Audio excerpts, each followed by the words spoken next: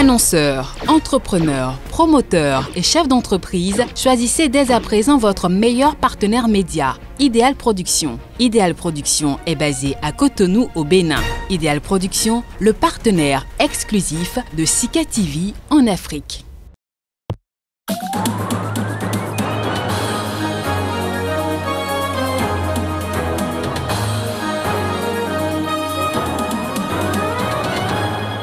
Législative en Côte d'Ivoire, le Conseil constitutionnel a validé la victoire définitive du parti au pouvoir.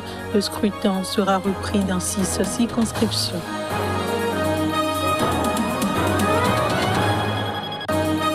Frappe de l'opération Barkhane au Mali, 6 jeunes ont été tués, des djihadistes selon la force française, des chasseurs selon des locaux.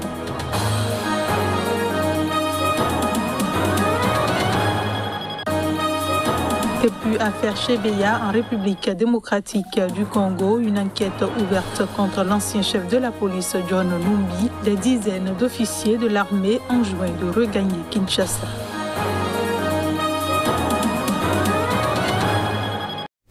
Merci de prendre le rendez-vous de l'information. Bonsoir et bienvenue. En Côte d'Ivoire, le Conseil constitutionnel a validé ce jeudi la victoire définitive du parti au pouvoir aux législatives du 6 mars dernier. Il a également annoncé la reprise du scrutin dans 6 circonscriptions. C'est ce qu'a indiqué la commission électorale indépendante. Selon les résultats provisoires proclamés le 29 mars dernier, le parti au pouvoir, le Rassemblement des oufouettistes pour la démocratie et la paix, parti au pouvoir, a remporté la majorité absolue à l'Assemblée nationale avec 137 sièges sur 254 contre 91 au parti d'opposition. Suite aux contestations dont le Conseil constitutionnel a été saisi dans le cadre du contentieux électoral, les résultats des élections législatives ont été annulés dans 4 circonscriptions électorales. Mais cela n'a pas pour autant influencé la majorité du RHDP. De nouvelles élections seront organisées à une date ultérieure dans les 4 circonscriptions et à Tortilla ainsi qu'à Séguéla où le Premier ministre récemment décédé Ahmed Bakayoko avait été élu, soit un total de 6 circonscriptions. En conséquence, sont déclarés définitivement élus les candidats dont l'élection n'a pas été annulée par le Conseil constitutionnel, précise la commission électorale indépendante. Mercredi, le chef de l'État ivoirien Alassane Ouattara, qui a présidé le dernier conseil des ministres du gouvernement de Bakayoko, s'est félicité du bon déroulement des élections législatives dans un climat de paix avec la participation de tous les partis politiques. Pour la première fois depuis 10 ans, l'ensemble des principaux acteurs politiques ont participé à ces législatives. Le chef de l'État a par ailleurs annoncé la rentrée solennelle de l'Assemblée nationale le 1er avril et celle du Sénat le 13 avril. Promoteur d'un savant mélange entre l'art traditionnel et l'art contemporain, Michel Kodjo est décédé ce mercredi à l'âge de 86 ans. Né en 1935 dans la région d'Aboisseau au sud-est, il est présenté par ses pairs comme le premier artiste peintre et sculpteur à avoir fait une exposition individuelle en Côte d'Ivoire à l'hôtel de ville d'Abidjan en 1957 à seulement 22 ans.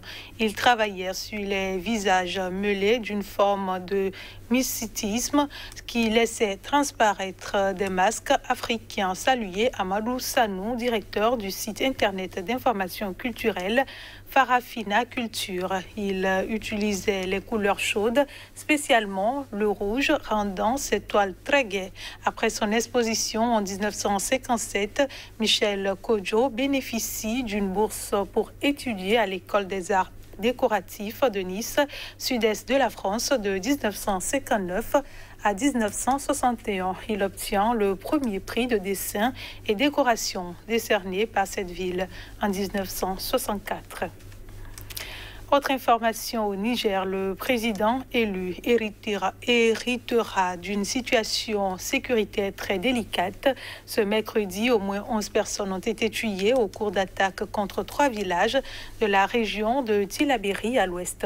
Cela porte à plus de 300 le nombre de civils tués au Niger depuis le début de l'année. Les détails. Les assaillants venus à moto ont encerclé 3 villages de Tillabéri à l'ouest et ceux qui ont cherché à fuir ont été poursuivis et tués selon un élu qui a requis l'anonymat. Ils ont emporté des animaux, incendié des classes d'une école et saccagé un centre de santé qui procure des soins à plusieurs villages de la zone, a-t-il ajouté.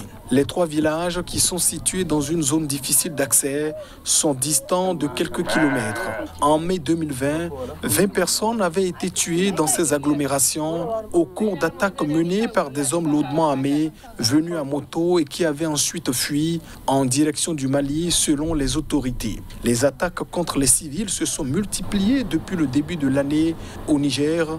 Plus de 300 personnes ont été tuées dans 3 séries d'attaques contre des villages et des campements de l'ouest du pays, frontaliers du Mali. Aucune d'entre elles n'a été revendiquée. La dernière de ces attaques de grande ampleur a eu lieu dimanche dans la région de Tawa, faisant 137 morts en quelques heures dans 3 villages touaregs et des campements alentours. Je le disais en titre, 6 jeunes ont été tués jeudi dans le nord-est du Mali dans une frappe décrite par la force française Barkhane comme visant des djihadistes alors que des notables locaux parlent de simples chasseurs tués alors qu'ils traquaient le gibier. 6 jeunes de Talataï, localité entre Gao et Ménaka au Mali, ont été tués jeudi et enterrés après avoir été frappés depuis les airs par Barkhane. Il s'agit d'un groupe de jeunes, dont des mineurs, qui ont décidé de passer la journée en dehors du village à bord de 3 motos et armés d'un fusil de chasse pour tirer des lapins et des perdrix selon le maire de la localité. 4 d'entre eux avaient moins de 16 ans, 2 entre 18 et 20 ans. La force anti-djihadiste française Barkhane a de son côté publié un communiqué relatant une toute autre version de ce qui semble être le même événement. Après une phase de renseignement et d'identification ayant permis de caractériser la présence et le regroupement de groupes armés terroristes, Barkhane a procédé à une frappe neutralisant un tel groupe, a dit l'organisation française. Elle ne précise pas les pertes humaines, mais indique que 3 motos ont été détruites. C'est la 2e fois en quelques mois qu'une intervention aérienne donne lieu à des versions aussi opposées de la part de l'armée française et de locaux. En janvier déjà, l'intervention de moyens aériens français dans le centre du Mali, à Bounti, avait soulevé des interrogations sur l'éventualité d'une bavure.